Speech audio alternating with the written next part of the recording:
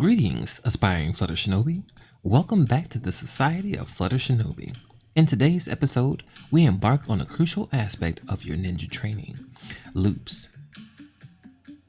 Just as a ninja perfects their techniques through repetition, loops in programming empower us to perform tasks efficiently and skillfully.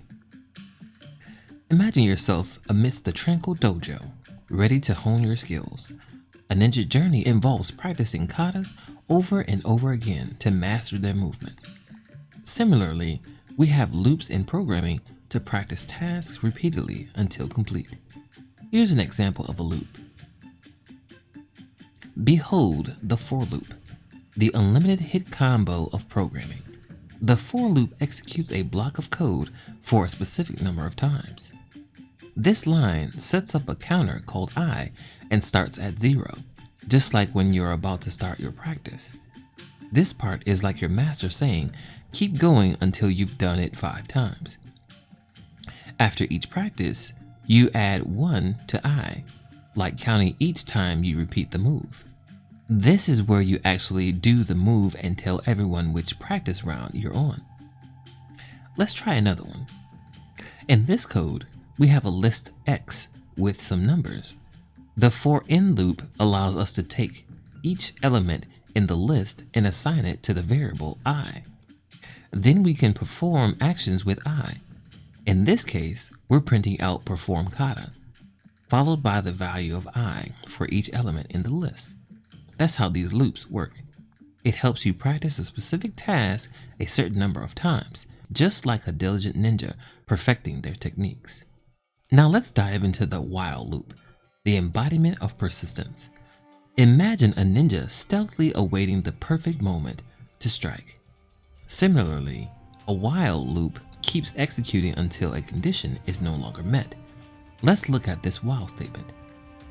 In this scenario, we throw shurikens while we still have them. The loop continues as long as the condition holds true. Like a ninja's diligence, we ensure the loop guards against unnecessary repetitions.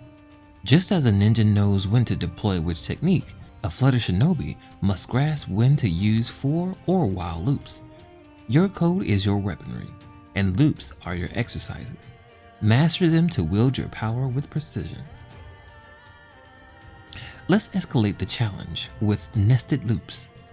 Nested loops are like a series of interconnected movements in a ninja's combo. They'll allow us to break down complex tasks into smaller steps, just like this one. Now, imagine you're in the dojo, practicing strikes. This loop is like a sequence of moves performed in a disciplined manner.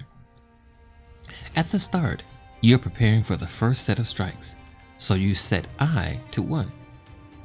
You continue this sequence as long as I is less than or equal to 3, which means you'll do this sequence 3 times. After each sequence, I is increased by 1, like moving on to the next set of strikes. Now here comes the interesting part. Inside this main sequence, there's another loop. At the beginning of each set of strikes controlled by I, you prepare to perform variations, starting with J at 1. You'll do these variations as long as J is less than or equal to 3, which means you have 3 different variations to practice within each set of strikes. After each variation, J is increased by 1, allowing you to move to the next one. So, in a nutshell, this nested loop helps you practice a series of strikes controlled by I with different variations controlled by J. It's like perfecting a combo of moves in the way of the ninja. And there you have it, Flutter Shinobi. Loops are the essence of discipline and repetition in the world of programming. Just like a ninja trains relentlessly to achieve mastery, you too can harness the power of loops to conquer your coding challenges. Remember, embrace the way of the ninja. Be patient, be precise, and persistent. In the next episode, we'll uncover more of Flutter and Dart. Don't forget to like, subscribe, and share to join our growing Flutter Shinobi community. Until then, keep coding, keep practicing, and remember, the path to mastery is the path of the ninja.